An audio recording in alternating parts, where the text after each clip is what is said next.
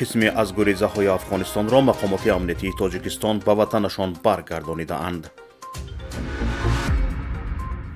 در مسکو بین تاجیکان مناقشه لفظی در نزد قهوه‌خانه میان یک گروه مردان به زن و زنی مبدل شده 2 نفر مجروح شده‌اند.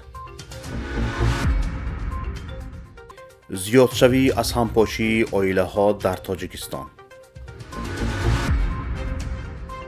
مجبوری شدنی داشتن شهادتنامه تست کووید 19 در فرودگاه های تاجیکستان. در چند روز اخیر دست کم 9 شهروند افغانستان از تاجیکستان اخراج شده اند. اخراج پناهجویان افغان در اواخر هفته گذشته آغاز شده است. ماموران امنیتی دولتی پناهندگان را به مرز با افغانستان برده از کشور اخراج کرده اند. رادیوی آزادی با تکیه به منابعش در این باره خبر داده می نویسد برخی از پناهجویان افغان برای تفتیش هویت به اداره امنیتی محلی دعوت شده، برخی را مستقیما از خانه هایشان برده اند. خبرها درباره بازگشت اجباری پناهندگان دیگر افغان‌های مقیم تاجیکستان را به طور جدی نگران کرده است. برخی از آنها در صحیفه‌های خود در شبکه‌های اجتماعی نوشتند که به دلیل تهدید اخراج از خانه‌هایشان بیرون نشده‌اند.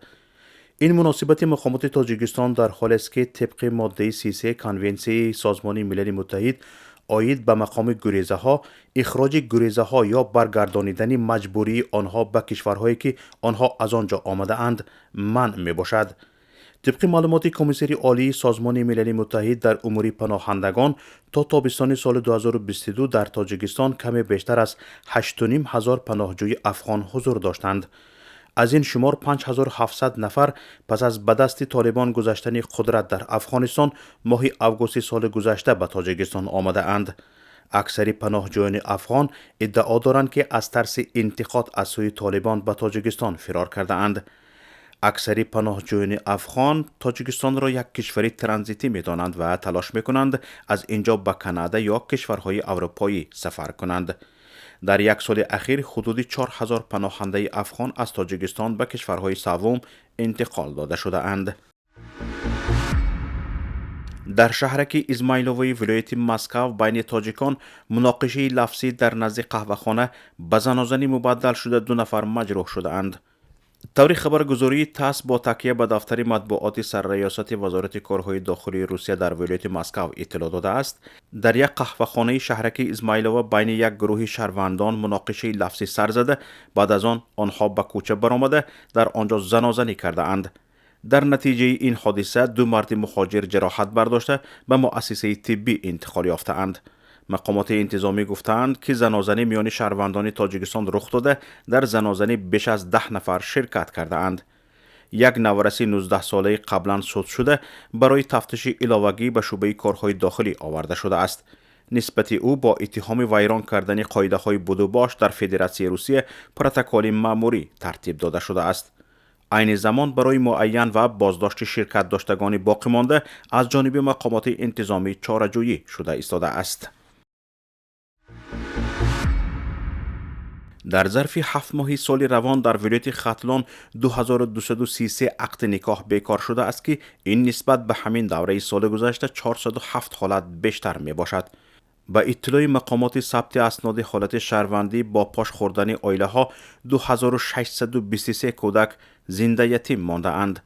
در بیشتر حالت ها کودک همراه مادر مانده است. در ختلان از همپاشی عائله ها بیشتر در ناحیه های یاوان، وخش، قبادیان، کوشانیان، جامی، کولاب، بلخ، پنج و فرخار به قید گرفته شده است. این هم در حالی است که در مجموع در تاجیکستان طی 6 ماه اول سال روان 7200 حالت طلاق به قید گرفته شده است. این نشان دهنده نظر به همین دوره سال گذشته قریب 790 عدد طلاق زیاد می باشد. طبق آمار در همین دوره سال گذشته در کشور 6400 حالت از همپاشی عائله ها به قید گرفته شده بود.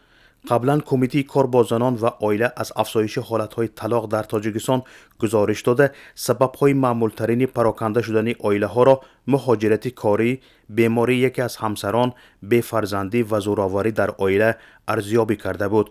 علاوه بر این بسیاری از جفت‌ها گفتند که به دلیل ناموافق بودن اعضای خانواده، دخالت شخصان سیوم و حتی گرفتن شهروندی روسیه مجبورند این مناسبت را قطع کنند.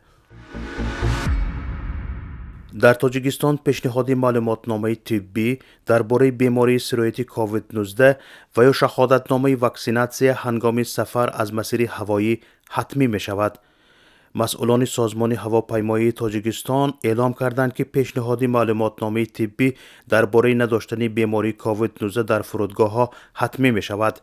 این تصمیم به دلیل افزایش سرایت‌یابی به بیماری کووید 19 در اکثر کشورهای جهان گرفته شده است. طبق اطلاع منبع، تصمیم صدور قرار مذکور از سوی ستاد جمهوریوی برای پرزور نمودن چاره‌های ضد سرایتی در جهت پیشگیری انتقال و پیدایش سرایت نوی کرونا ویروس کووید 19 در تاجیکستان گرفته شده است. مقامات تاجیکستان به معلومات شهروندان کشور و مهمانان خارجی رسانیدند که قرار مذکور به خاطر افزایش یافتن گرفتاری به بیماری سرایت کووید 19 در اکثر کشورهای جهان به تصویب رسیده است.